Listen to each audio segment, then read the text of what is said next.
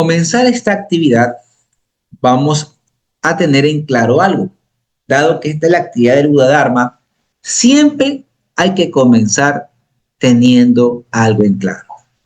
Antes que todo, porque ustedes se dieron cuenta que acabo de grabar, me voy a volver a presentar para que entre en lo que es la grabación de lo que es el canal de YouTube que yo subo todas estas actividades. Entonces, para que ustedes entiendan un poco, me presento. Mi nombre es Alberto Lara, facilitante de metafísica del grupo de Guayaquil.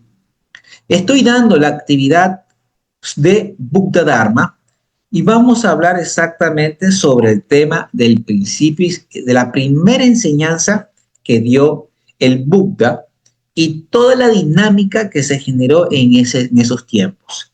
Sin embargo, para hablar de Buddha Dharma, siempre tenemos que tener en claro algo que es, digamos, el eje central sobre toda esta filosofía, sobre todo este pensamiento. ¿Cuáles son las 4 nobles verdades y las 8 actitudes positivas? Si alguien quisiera me las pueda decir o las quiere leer, para siempre mantenernos conciencia sobre esto, porque prácticamente es la base, el eje central de la filosofía del Buddha Dharma. ¿Quién me puede, antes que todo, he dicho muchas veces o repetido muchas veces esta palabra, pero ¿qué significa Buddha Dharma? ¿Cómo está? Buenas noches. Buenas noches, Sí, Javier. Cuéntame, para ti, ¿qué es el Buddha Dharma? ¿Qué el significa? Buddha, el Buddha Dharma, o también, bueno, es la filosofía que impartió el señor Gautama y trata sobre la filosofía de la clarificación, donde él nos enseña, donde él se iluminó, se clarificó descubriendo las 4 nobles verdades, que es que el sufrimiento existe, cuáles son las causas de ese mismo sufrimiento, que se puede eliminar ese sufrimiento cumpliendo o ejecutando las 8 actitudes positivas. Entonces, la clarificación del señor Gautama es lo que él impartió a todos sus discípulos a partir de su clarificación, y es lo que se conoce hoy por hoy como Buddha Dharma. Sí, muy bien. Aunque ustedes no lo crean, ustedes saben la diferencia entre hinduismo y budismo, para que nosotros podamos tener en claro qué es el Buddha Dharma y de dónde parte. Si ustedes no lo tienen en claro, yo les puedo explicar. Pero tienen que decirme, no sabemos. Yo creo que el hinduismo es más antiguo que el Buddha Dharma como tal, pero no tengo mayor en detalle. Bien, sí, exactamente. El hinduismo es mucho más antiguo que el Buddha Dharma. El Buddha Dharma es una filosofía que nace de la clarificación de Siddhartha Gautama. Siddhartha Gautama nace dentro del hinduismo. Digamos que en un símil es como Jesús. Jesús nace siendo judío, pero su pensamiento, su ministerio, forma o es la base de lo que es el cristianismo. Exactamente es esto. El Buddha Dharma nace de la nueva corriente filosófica de pensamiento sobre la clarificación y nace lo que es el Buddha Dharma en una base hinduista. Antes de comenzar, lo tenemos que tener siempre claro. Para hablar de esto, las 4 nobles verdades, que muy bien disertación que me diste, Javier, y a su vez, alguien que me quiera decir cuáles son estas 8 actitudes positivas.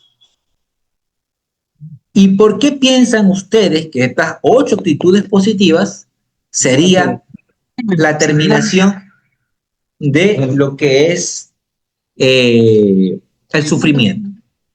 ¿Quién me puede a mí decir qué son las 8 actitudes positivas? ¿O cómo podemos desarraigar estas 8 actitudes a través del sufrimiento? Estas 8 actitudes, ¿cómo nos pueden hacernos liberar de lo que es el sufrimiento? Bueno,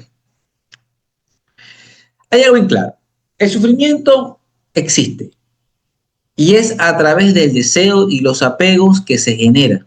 Entonces, teniendo estas 8 actitudes, podemos nosotros liberarnos totalmente, plenamente de lo que es el sufrimiento, a través del pensamiento positivo, del hablar positivo el actuar positivo, el trabajo positivo, la observación positiva, la meditación positiva y la comprensión positiva y el esfuerzo positivo. Imagínense tener esta clarificación hace 2500 años atrás, hace prácticamente 2500, o sea, mucho, imagínense, en un contexto de vida totalmente distinto a la actualidad, pero que en su contexto original, esas mismas circunstancias que movieron a Siddhartha Gautama a entenderlo, aún a nosotros nos perturban. La enfermedad, la vejez, la muerte, la impermanencia de la vida, el apego a las emociones, a las sensaciones, es la causa de un sufrimiento. Él propone un camino, el camino del medio, para vivir en plena concientización de las cosas, o observación plena, o imperturbabilidad. Tener estas actitudes te permite tener un estado de conciencia donde puedes vivir en el mundo en plenitud total, donde las cosas malas, aparentemente Alberto, malas, dime. tengo una pregunta. Por Sí. ejemplo, para que tú me expliques, el ascetismo como tal, eh, ¿se lo puedo decir que es igual al budismo? ¿Tiene relación? ¿Cuál es la diferencia en decir que yo llevo una filosofía ascética y el Buda Dharma como... Bien, muy buena tu pregunta. Lo ascético es natural del hinduismo, porque digamos que hace miles de personas la enseñanza de la meditación fue dada hace milenios. Es muy antigua la enseñanza de la meditación y en esas épocas las personas aprendieron sobre eso y aprendieron a vivir de una vida austera, aprendieron a interiorizarse.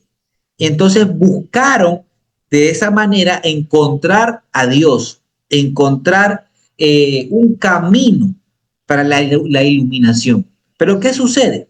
Que este camino ascético te vuelve un renunciante a la vida total y solamente en plena meditación. Pero algo ocurre ahí.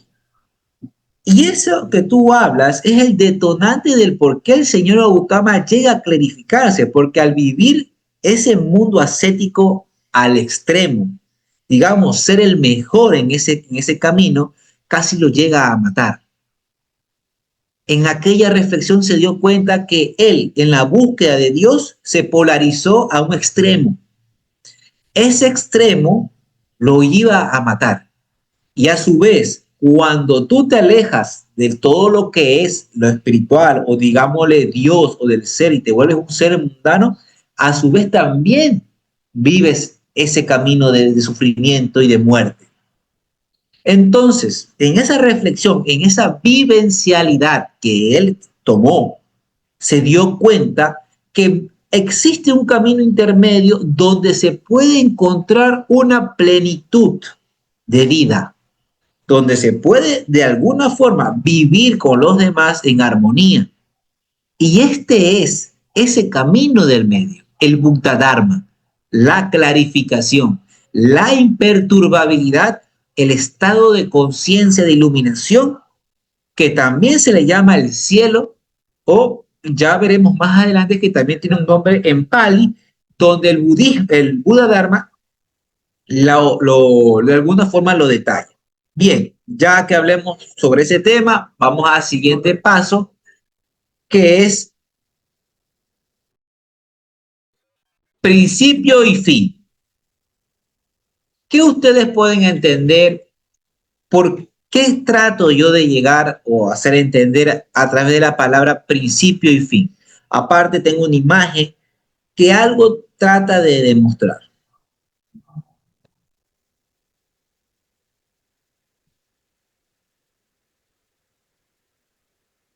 ¿Qué pasó? Nadie me dice nada. Yo tengo una idea. A ver, cuéntame. Yo tengo entendido que principio y fin es que todo tiene un comienzo y un final en la vida. Todo en la vida tiene un principio y un fin. En la imagen aquí tenemos una imagen representativa de la rueda de la vida, de las reencarnaciones infinitas que el ser humano tiene que vivir para aumentar su estado de conciencia. Y a su vez, el entorno circundante siempre se está polarizando de un lado al otro de una manera muy brusca. En un momento de la vida tú amas a alguien con todas las fuerzas de tu vida y en cuestión de días, meses, tal vez años, lo llegues a odiar. Hoy estás feliz eufóricamente y en la noche te encuentras en una fuerte depresión. La vida es un vaivén o un baile entre situaciones que nos van amacando de un lado al otro, llevándonos al sufrimiento. Eso se podría decir que es una de... Disculpa, Alberto, buenas. Yo podría decir que eso lo puedo hacer como un símil, puedo yo compararlo como la ley de polaridad. Claro, la ley de polaridad exactamente dice eso, todo tiene un opuesto. Y una de las leyes, una forma de vivir en armonía bajo esta ley es siempre mantenerse en el camino del medio, que es lo que el señor Gautama lo expresa en su filosofía. Porque lo que uno debe alcanzar en la vida es un estado de conciencia de total imperturbabilidad ante el contexto. En el mundo se está hablando, por ejemplo, ahorita de mucha resiliencia. La resiliencia es aquella situación de, se puede decir, de imperturbabilidad, pero de enfoque, donde se acepta lo que ocurre, pero a su vez no te encierras o no te enfrascas en el dolor o en el sufrimiento, sino que buscamos una solución de ese problema.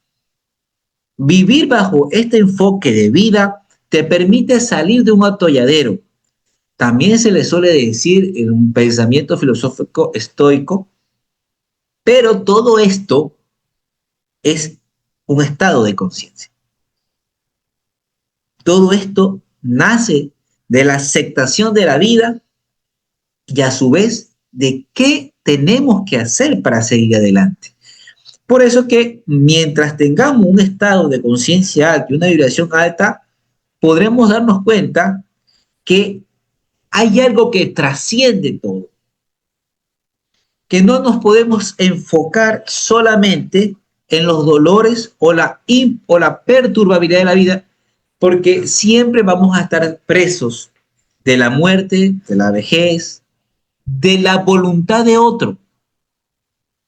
Porque más fíjense, nuestra felicidad depende de lo que otro piense de nosotros. Nuestra felicidad depende de lo que otros digan de nosotros. Nosotros, por sí mismos, no encontramos algo que nos llene. Y siempre estamos buscando una validación externa para darle un sentido a nuestras vidas. ¿Qué pasa cuando tú haces a una persona o tú pones en una persona toda tu felicidad?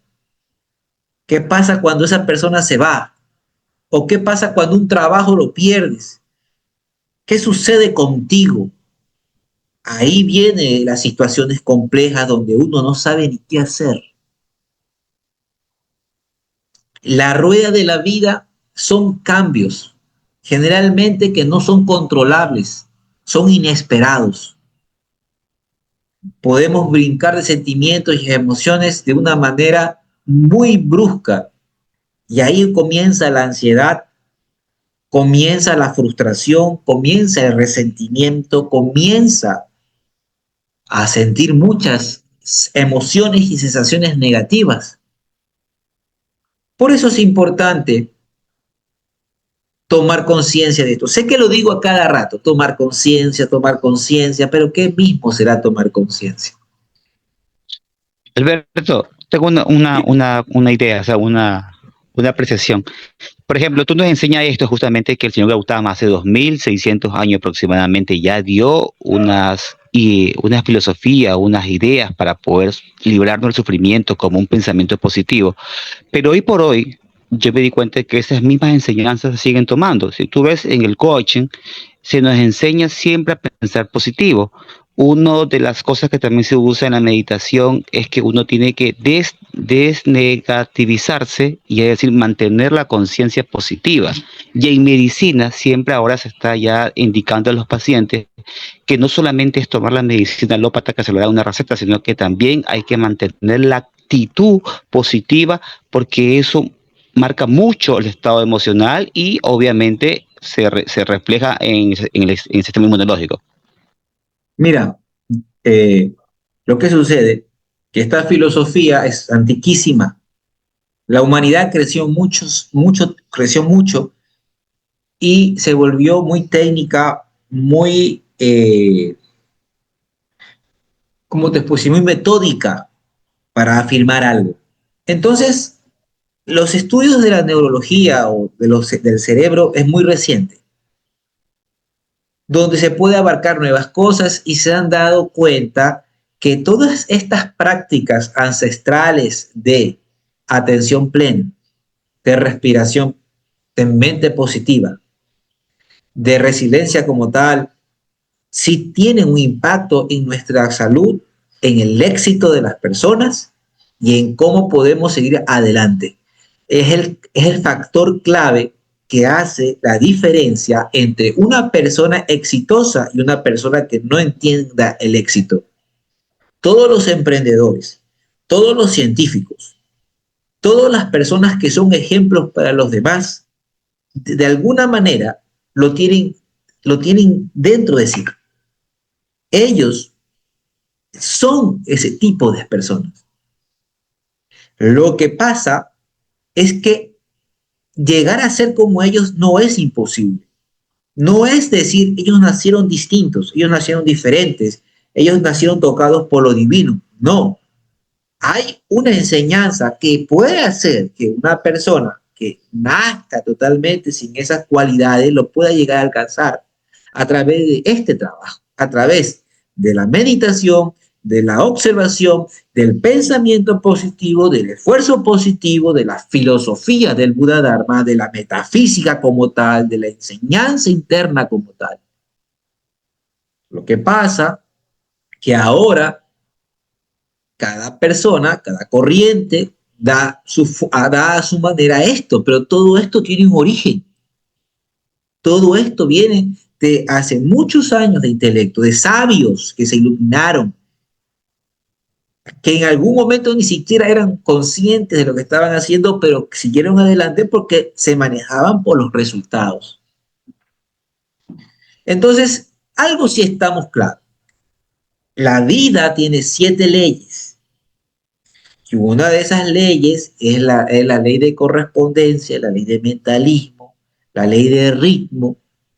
Y esa misma ley de ritmo hace que nosotros siempre estemos en un péndulo emocional, en un péndulo material, en un péndulo vivencial, donde todo ser humano tenga que vivir muchos factores. Tú puedes nacer rico, con todos los placeres de la vida, pero va a ocurrir algo que tu vida va a moverla, que va a hacer que tú siempre estés buscando la felicidad, que aunque duermas en una mina de oro y aunque supuestamente todo el mundo vea que tú deberías ser feliz, no lo eres. Y esa es la gran cuestión. Porque hay individuos que tienen cubierto todas las necesidades amorosas, necesidades materiales, físicas, y no encuentran la felicidad? Porque la felicidad es algo mucho más allá que cumplir ciertos requerimientos sociales. La felicidad es entender qué somos nosotros, a qué venimos acá, cuál es la razón de nuestra existencia y por qué hay cosas que no nos llenan y otras que sí. En lo personal, yo creo que muchos de ustedes pueden conmigo pensar, o sea, podemos compartir que las cosas que a nosotros nos llenan como individuos siempre es hacer el bien a otros. Cuando nosotros podemos enseñar, mejorar, dar de comer al hambriento, dar de comer al sediento, cuando podemos evitar una discusión, creo que eso le da sentido a nuestras vidas. Lo que pasa es que muchas veces tenemos muchos, un término, muchos vórtices mentales de creencias, prejuicios, que no nos permiten ver la realidad de las cosas, que tiran más para que uno viva es buscando el sufrir a través del egoísmo, a través de la mera existencia material, mundana, se podría decir, cuando realmente lo único que nos puede dar a nosotros la gratitud o el gozo o el placer de vivir es amar.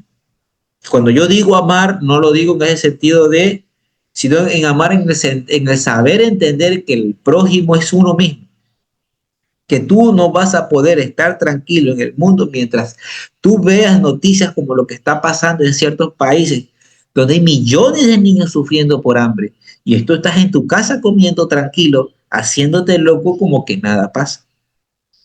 Tú no puedes estar tranquilo así, aunque tú mismo te llenes la cabeza de que nada pasa. Tú sabes que algo está sucediendo y eso te va a carcomiendo. Eso es la naturaleza humana.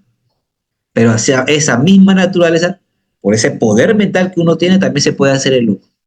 Pero tú siempre vas a darte cuenta que hay algo ahí que no está bien.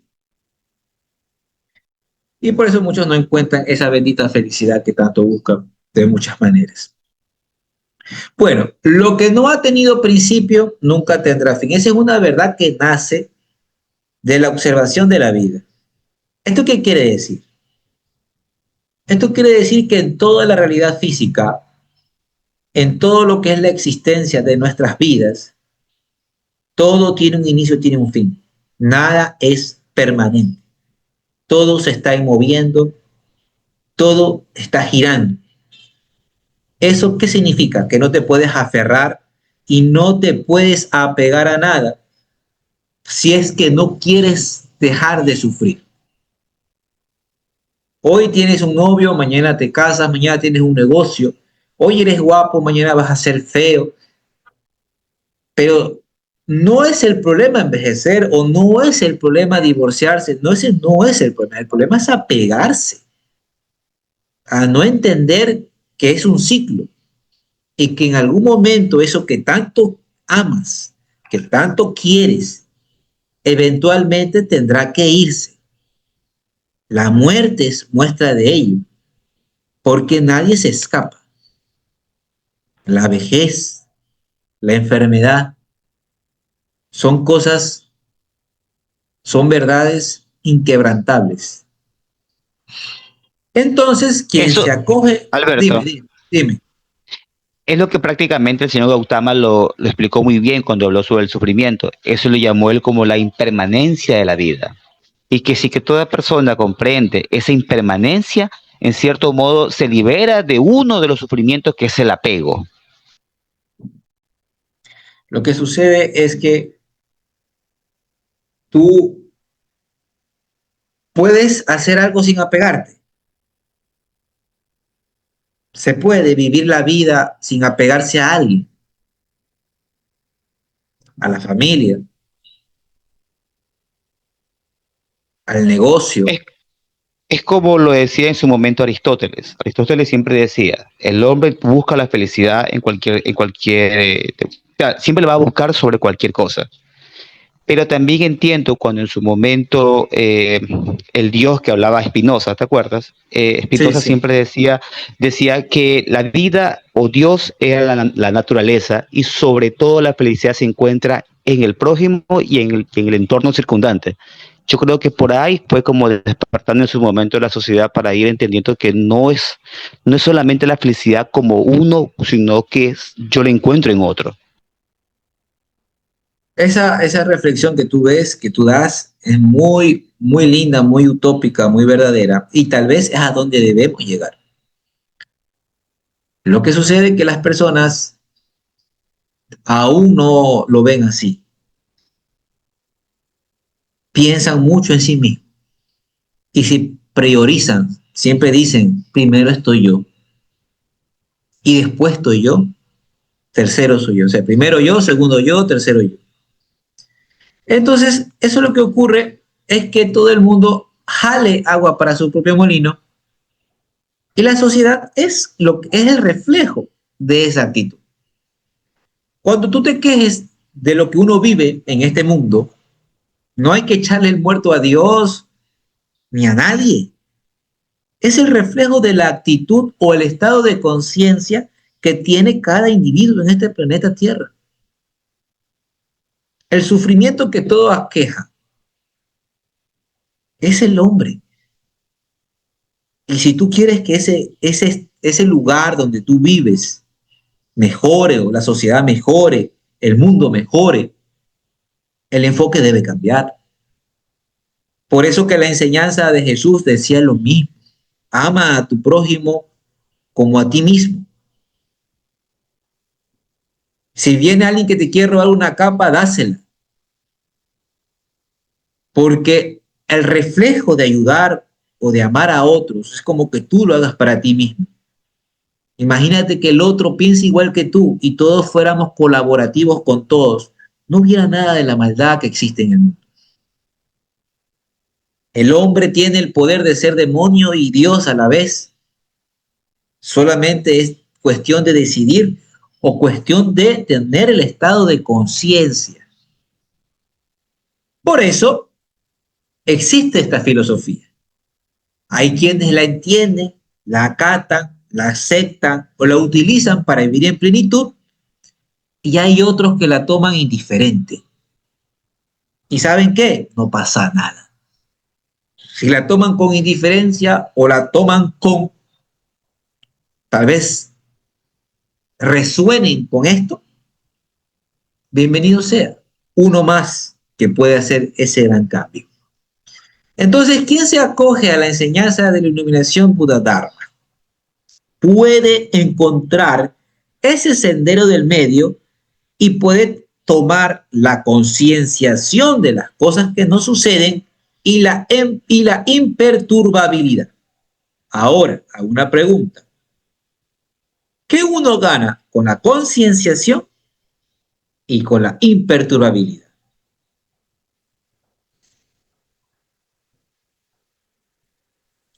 Yo creo que uno gana con la concienciación es que yo me pueda dar cuenta de lo que me está causando o produciendo el dolor, el sufrimiento. Ya. ¿No? Y la imperturbabilidad es el estado en el cual yo alcancé ¿cómo se puede explicar? Un estado mental o de conciencia en el cual ya no me afecta el sufrimiento. No sé si que estaría bien. Mira, tomar conciencia de todo lo que nos pasa es el resultado de una observación plena, sin sentimientos. Solamente donde tú observas las cosas tal como son, sin ningún prejuicio, y donde nosotros podemos sacarle el mayor provecho positivo de la situación. La imperturbabilidad es aquella situación, o mejor dicho, es la sensación que nosotros tenemos cuando algo, entre comillas, negativo nos pase y nosotros no generemos un sentimiento negativo en respuesta. Y a su vez, si llega a pasar algo muy positivo, que también generaría una descarga emocional fuerte, también la mantendríamos con calma y serenidad. Esto me recuerda mucho a los negocios. Se dice que los mejores empresarios son los que son imperturbables a las situaciones y controlan sus emociones. La imperturbabilidad es el control emocional que el ser humano puede tener hacia todas las cosas. Y la concienciación es la claridad de la observación de las cosas que están pasando, pero reales, sin tu juicio. sin tus prejuicios e ideas que a veces están argumentadas por medio de qué? De tu cultura, de tu familia y de todo lo que genera tu personalidad. Entonces es una limpieza, una claridad de la realidad que nos pasa. Un ejemplo puede ser que tú tengas una situación en tu trabajo donde tú te haces ideas que algo te están haciendo y tú solita te terminas botando del trabajo porque se te llenó la cabeza de ideas de que algo está pasando contra ti. Pero ahí tengo una ¿Por qué? pregunta. ¿Ya? Sí, pero ¿cómo yo puedo entrar en ese estado de concienciación que no me afecte? Porque hoy por hoy a veces pasan muchas situaciones que a veces son ajenas a uno. O sea, estamos tranquilos, yo en mi oficina, por así decirte, y llega una persona con tantos vórtices mentales que te tiran tantas ideas, que en cierto modo uno también se va como impregnando de esas ideas, aunque uno no las quiera. Muy bien. Aquí es donde tú tienes que primeramente, si una persona va con sus negatividades y va hablando cosas contra ti, o lo dice normalmente porque así habla, tienes que decir no lo acepto. Para quitarle poder primeramente a la palabra, para que tu inconsciente tampoco se impregne de esa energía, debes mantener siempre un estado de conciencia alto a través de las 8 actitudes positivas, también para que te mantengas en una vibración alta y también meditar en las noches 10, 15, 20 minutos. Con la meditación, el uso de los decretos, la llama violeta, estar atento para poder desnegativizar cualquier ofensa, cualquier palabra mal dicha, tú vas a estar en tranquilidad. Porque si tú estás despierto y no permites que el mal entre en tu mundo, tú estás libre, tú estás despierto. No permitas que te impregne el mal. Tú tienes las herramientas. Solo mantente consciente, despierto y atento. Y verás que nada te va a perturbar. ¿Sí me comprendes? Sí, o sea, tengo que tener una atención, o sea, observar a esa persona que viene con su actitud y darme cuenta que no es un problema que yo generé, sino más bien Un reflejo de esa no, persona. sí, y no involucrarme tal vez demasiado, porque a veces uno sin querer se involucra con las personas y también va comportándose o absorbiendo sus estados de conciencia. Por eso el uso de la llama violeta es lo que más se recomienda siempre usar.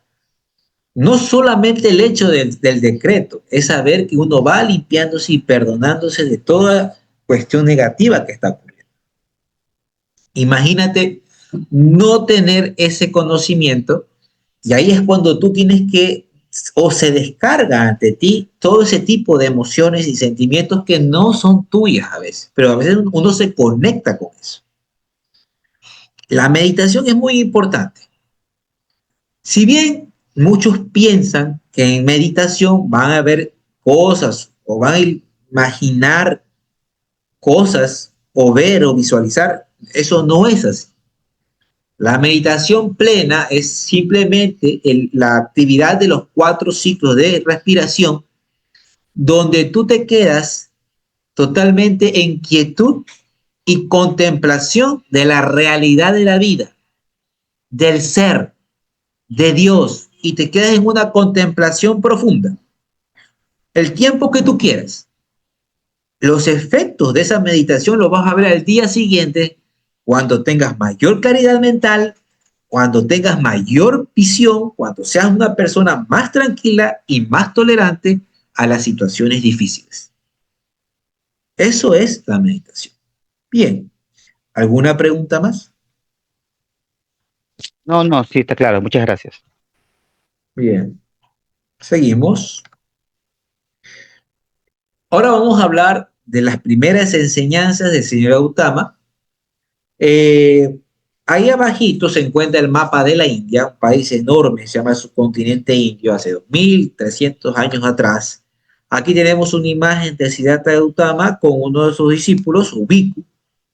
Los bhikkhus se le llaman renunciantes o mendigantes.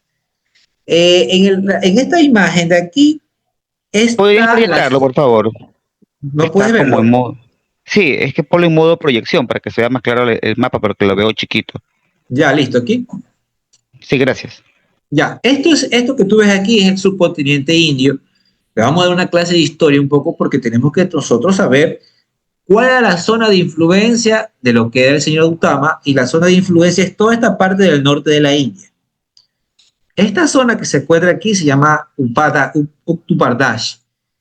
Aquí estamos en la zona de Sarasvati, y dentro de este cuadrito se encuentra el jardín de Jetavana. ¿Qué es esto que está aquí? Si ustedes pueden verlo, que era un terreno muy grande que cuando el señor Gautama, digamos, se iluminó y comenzó a dar su ministerio, su enseñanza, comenzó a que muchas personas ricos y millonarios se comiencen a interesar en su enseñanza y lo tenían como una persona muy sabia y lo amaban. Entonces, aquí tenemos la imagen de Anathapindika, que le compró un terreno a Jeta Kumara para donárselo y regalárselo al señor Gautama y a todos sus seguidores. Debo recordar que antes de esto no había nadie. Entonces imagínate que ellos tenían que vivir en la calle, sí, guardándose en un peñón, en una cueva del agua, del frío. Y atrás, imagínate ese nivel de vida, ese nivel de conciencia en el pasado, donde solamente la enseñanza del Dharma les llenaba todo. Sin embargo, siempre por ley de correspondencia, por ley, Dios le dio a Siddhartha Gautama un terreno que fue comprado a través del canal de Anathapindika.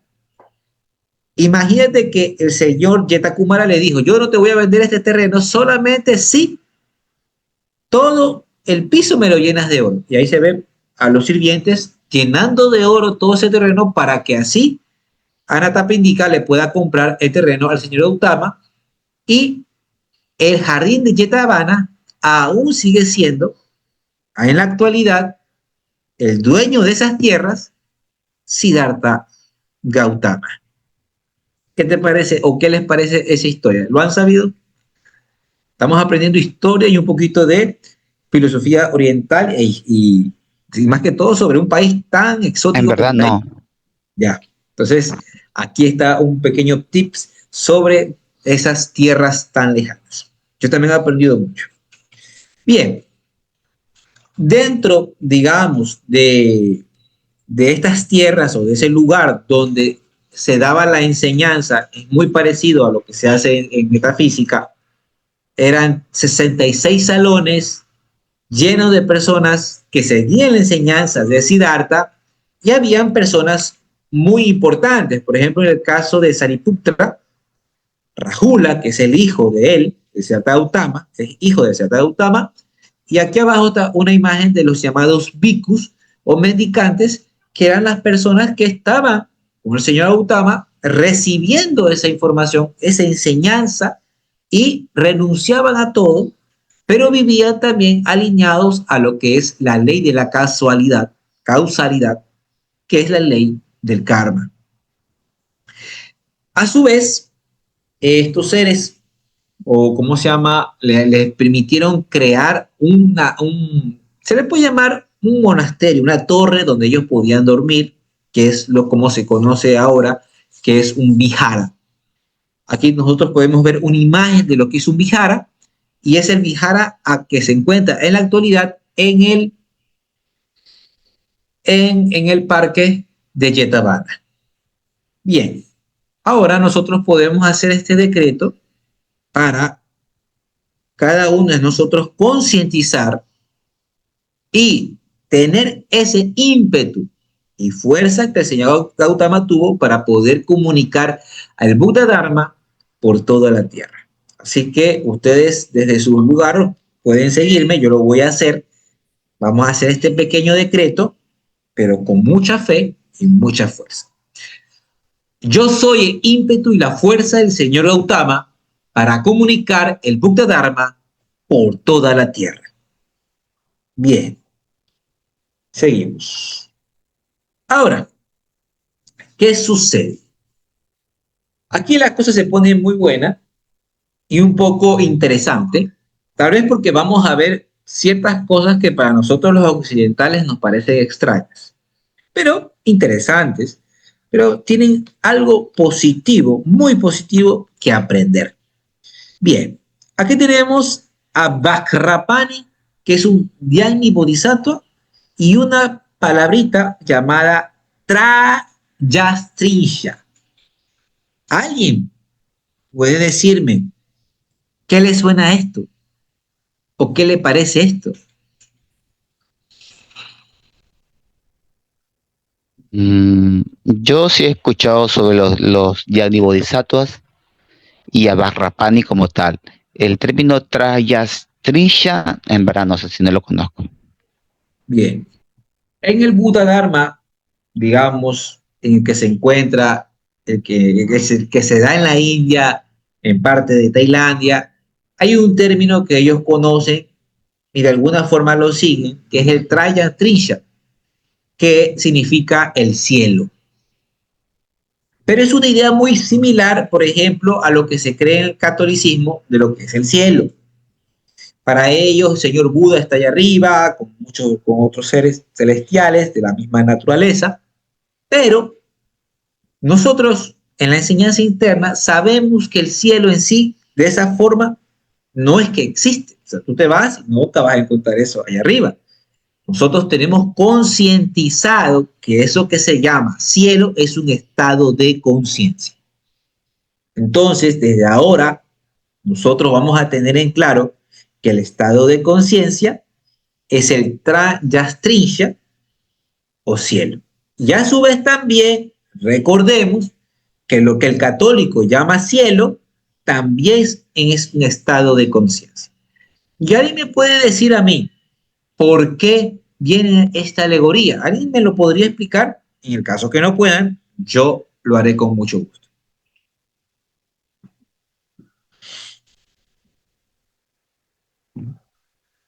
¿Qué? Porque será que el Señor Gautama se iluminó, se clarificó, y eso es como llegar al cielo, o no sería Exactamente. así. Cuando tú tienes un estado de conciencia alto, tú eres el cielo, tú generas el cielo y quien está al lado contigo siente que vive en el cielo. Porque tú lo generas, tú lo vives, tú eres eso, tú eres el ser celestial. Pero, y bueno, aquí hay una representación gráfica de lo que ellos piensan que es el Trishana, es una imagen hecha en relieve, pero en verdad lo que quiere representar ese es el estado de conciencia. Y aquí tenemos al Vajrapani, que es un Dhyani Bodhisattva que está relacionado con los Dhyani Budas, con un Dhyani Buda, pero está relacionado con el rayo azul de la protección y estuvo estrechamente vinculado con el señor Gautama en su proceso de clarificación. Él, o sea, no es que tiene esa forma, o sea, esto es como algo eh, significativo, simbólico. Lo que pasa es que en la India existen tantos tipos de devas y cada deva tiene que tener, digamos, una representación de lo que significa. ¿Por qué tiene, digamos, estas llamas y por qué es azul? Primeramente porque está relacionado con la fuerza, con la protección, porque él está, digamos, contra todo lo negativo y le permitió tener ese estado de conciencia y de fortaleza para que el señor Gautama, cuando se escapó de su palacio en Kapilavastu, no retroceda.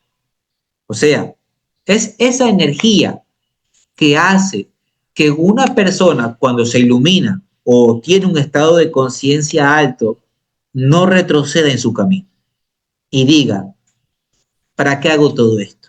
Mejor me regreso a mi estado de confort.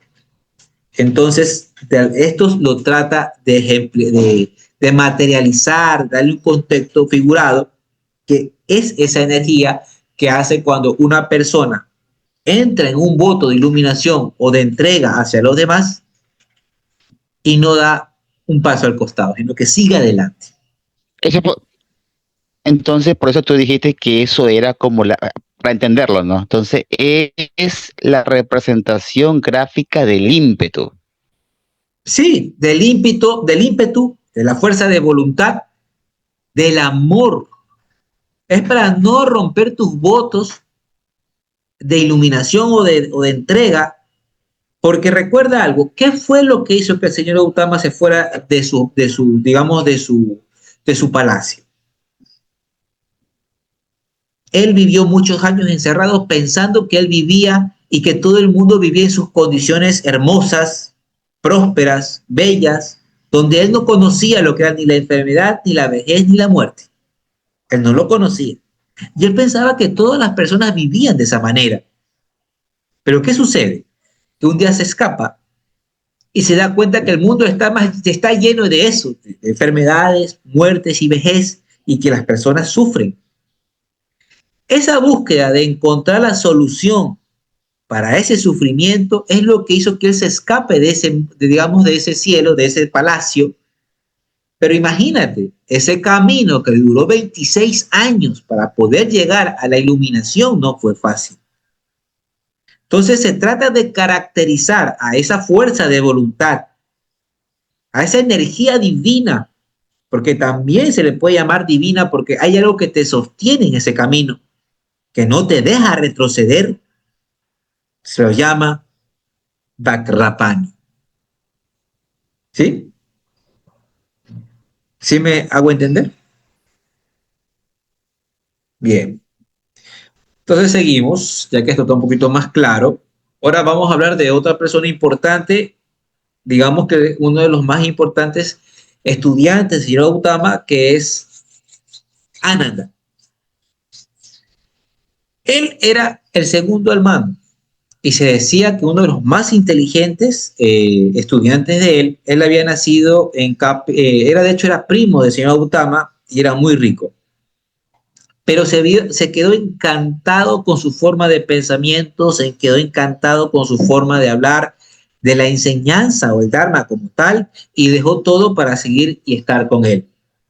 Sin embargo, en su cuestión de poder encontrar la libertad de los apegos y todas estas cuestiones, él hizo una renuncia para no sentir, digamos, ego en sus funciones, porque de todas maneras era el segundo al mando en toda la comunidad. Y él se puso a sí mismo este tipo de imposiciones que le garantizaban a su personalidad no sentir vanidad. ¿Cuáles son estos? No recibir privilegios tales como regalos, puestos importantes en las comidas ni alojamiento especial. No asistir a los agasajos dedicados al señor Gautama, poder consultarle al señor Gautama todas las dudas que tuviera sobre la comprensión y la práctica del Dharma. Ahora imagínense, fíjate, un individuo que por su propia cuenta comprendió la enseñanza del Dharma y él mismo no quiso sentir sensaciones que puedan generar en él la vanidad. Y él prefirió vivir de la manera más austera para poder controlar a su personalidad y poder hacer su trabajo al nivel que, digamos, estaba ser el segundo al mando en el ministerio del Mukta Dharma. Y señor Gautama esto lo supo ver, lo supo reconocer y dijo: Ananda es el mejor de mis asistentes, el más avanzado entre aquellos que han escuchado la enseñanza, el que tiene mejor memoria, el que mejor maneja la secuencia de las enseñanzas, el más constante en el estudio y el más querido del grupo. Entonces podemos ver aquí un poquito de las personas que dentro de lo que estamos hablando del Jetavana y del círculo íntimo del señor Gautama eran personas que no solamente tomaban la enseñanza, sino que eran ejemplo de la misma y las podían entregar bien. Ahora, el siguiente tema es el árbol de Ananda, que es justamente una representación de lo que es el Bodhigaya.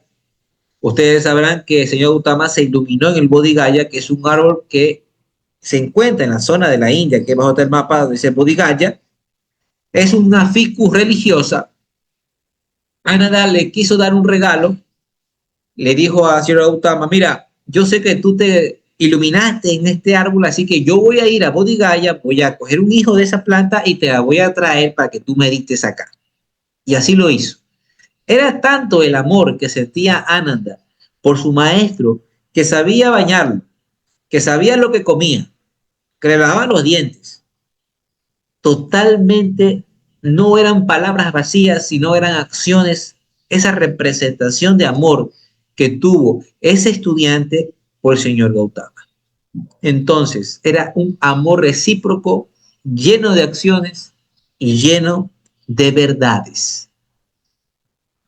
Acá también nosotros podemos ver dos seres muy importantes de lo que es el Buda Dharma, como es Mahakasyapa, y luego Sanabhasikya, que es el tercero, digamos, después de Ananda, Mahakasyapa, todo el ministerio llega a Sanabhasika y a su vez también a lo que es Subhuti, que también fue un gran estudiante del Dharma, pero estos estudiantes, todos estos que yo estoy hablando, eran estudiantes directos de él. Y cada uno de ellos entendió el Dharma a su manera. Alberto, Dime.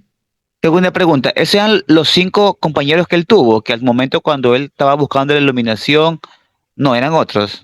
Eran otros que por sus propios méritos y propias comprensiones del Dharma, cada uno pudo, digamos, darle una interpretación correcta de lo que era. Por ejemplo, Subhuti entendió a la perfección que todas las formas son igual al vacío. Y él pudo, de alguna forma, ejemplificar esto. Fue cuando una vez el señor Gautama se fue y se demoró 2 años, 3 años en volver. Y cuando llegó, todo el mundo, los bhikkhus, todas las personas que lo seguían, se abalanzaron sobre él. Y querían ser los primeros en saludarlo, besarlo y quererlo. Y él se inmutó. Él dijo como que no venía nadie. El señor Gautama lo que hizo, de todas las personas aquí presentes, la que mejor entiende que todas las formas son igual al vacío, era Subhuti. Porque él no lo tomó en cuenta y más bien respondió esto. Entonces el señor Gautama se le acercó a él y él le dijo, entre todos estos, tú eres el que mejor entiende esto, esta enseñanza. Porque al fin y al cabo, todo lo que somos es mera apariencia. Y la realidad de nuestra vida siempre va a ser nuestros resultados, lo que tenemos en nuestros corazones, lo que podemos ofrecer a los demás.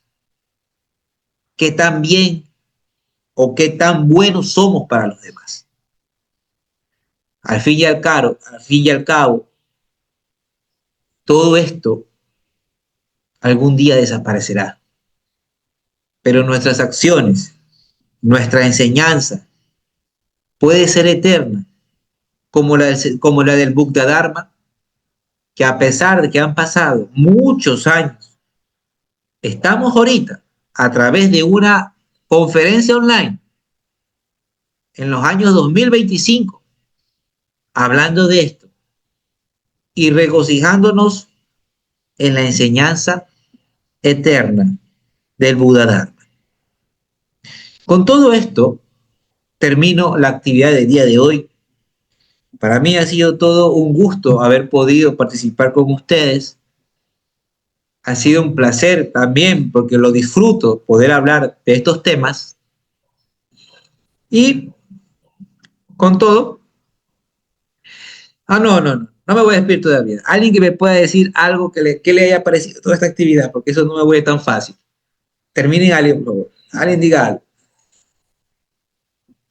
¿Qué le pareció? Bueno, sí, fue muy interesante, sobre todo conocer cada uno de los alumnos que tuvo el señor Gautama, ¿no? Y mira la entrega que tuvo su primer alumno, que era Ananda.